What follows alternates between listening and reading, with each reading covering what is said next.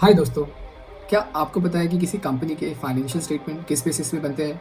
तो आप बोलोगे हाँ, वो तो अक्रूवल बेस्ड अकाउंटिंग सिस्टम के हिसाब से बनते हैं। जी हाँ, उसके साथ-साथ अकाउंटिंग स्टैंडर्ड्स का भी बहुत बड़ा मेजर रोल रहता है फाइनेंशियल स्टेटमेंट्स को रिकॉर्ड करने में। जिनको नहीं पता अकाउंटिंग स्टैंडर्ड्स क्या होते हैं, तो अकाउंटिंग स्टैंडर्ड्स वो पॉलिसीज़, वो फ्रेमवर्क्स होते हैं जिनके बेसिस में कंपनी अपने फाइनेंशियल ट्रांज़ैक्शन या फिर फाइनेंशियल रिपोर्ट्स को प्रिपेयर करती है।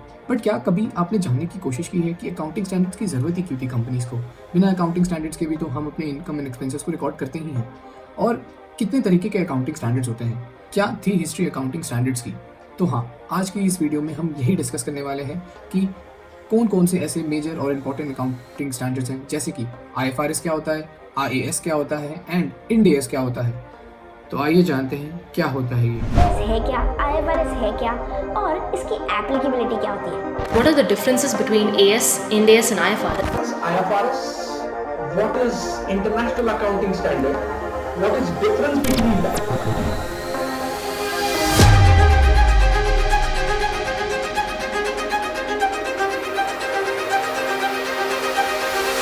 तो शुरुआत से शुरू करते हैं कि जब कंपनीज में अकाउंटिंग स्टैंडर्ड्स नहीं हुआ करते थे, तब कंपनीज अपने फाइनेंशियल इन्फॉर्मेशन और फाइनेंशियल रिपोर्ट्स को प्रिपेयर करती थी अपने ही हिसाब से, मतलब जैसा उन्हें ठीक लगता था।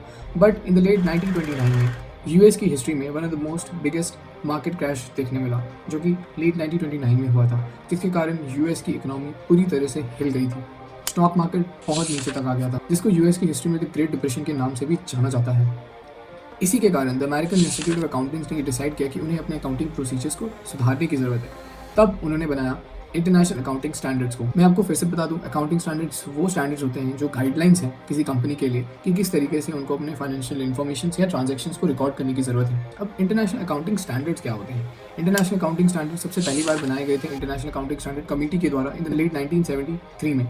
इनका गोल और इनका मकसद एक ही था कि इन अकाउंटिंग स्टैंडर्ड्स के द्वारा ये इंक्रीज़ कर सके अपनी ट्रांसपेरेंसी को, अपने फाइनेंशियल रिपोर्ट्स को कितनी अच्छे से वो रिकॉर्ड कर सकें एंड अपने बिजनेसेस को और ज़्यादा एनहेंस कर सके, ट्रांसपेरेंसी को इंक्रीज़ कर सके, फाइनेंशियल रिपोर्टिंग को और सच्चाई से दिखा सके एंड किस तरीके से अपने ग्लोबल ट्रेड एंड इन्वेस्टमेंट्स को ये इंक्रीज़ कर सकते हैं आगे आने वाली इकोनॉमी में। बट कहीं ना कहीं इंटरनेशनल अकाउंटिंग स्टैंडर्ड्स भी अपने आप में पूरे नहीं थे, जिसके कारण 2001 में इंटरनेशनल अकाउंटिंग स्टैंडर्ड्स को रिप्लेस कर दिया गया बाय आईएफआरएस के द्वारा। IFRS means international financial reporting standards. अब आईएफआरएस के बारे में जानते हैं कि आईएफआरएस क्यों आया, किस लिए आया और आईएफआरएस की भी क्या ज़रूरत थी। ऐसे कौन से रीज़न थे जिसके कारण आईएएस को रिप्लेस कर दिया गया आईएफआरएस के द्वारा। आईएफआरएस का फुल फॉर्म होता है international financial reporting standards.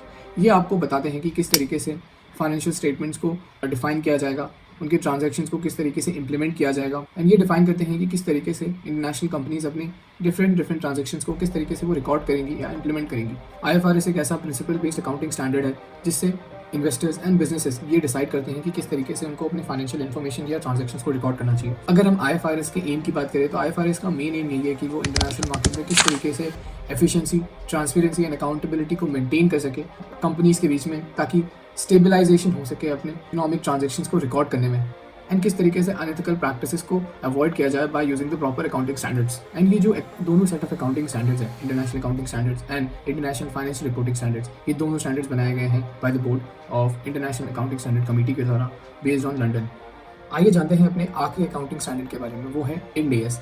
End AS का फुल फॉर्म होता है इंडियन अकाउंटिंग स्टैंडर्ड्स, जो इंडिया में इस्तेमाल किए जाते हैं majorly. Indian accounting standard basically adopt किए जाते हैं बाय इंडियन कंपनीज के द्वारा in supervision of the accounting standard board. Accounting standard board basically एक बोर्ड है institute of chartered accountants of India की, आईसीएआई की। एंड आईसीएआई को एक रिप्रेजेंटेटिव भी कहा जाता है गवर्नमेंट डिपार्टमेंट का।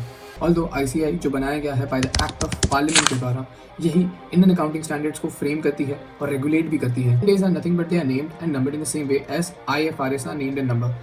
Just like IAS 16 and IFRS 16 are the same, property, plant and equipment, giving the same example and the same definitions. National Financial Reporting Authority of India NFRA recommend करती है ministry of corporate affairs को ताकि imply किया जाए accounting standards को। आज की date में टोटल ऐसे 40 इंडियन अकाउंटिंग स्टैंडर्ड्स हैं जो एप्लीकेबल है, नोटिफाइड है by the government. So guys, I hope आपको सब पता चल गया होगा अकाउंटिंग स्टैंडर्ड्स के बारे में। आई होप ये वीडियो आपको इन्फॉर्मेटिव लगी होगी। अगर आपको इस वीडियो से कुछ भी वैल्यू मिलती है तो don't forget to like, share and subscribe my video. Till then, thank you so much and goodbye. जय हिंद।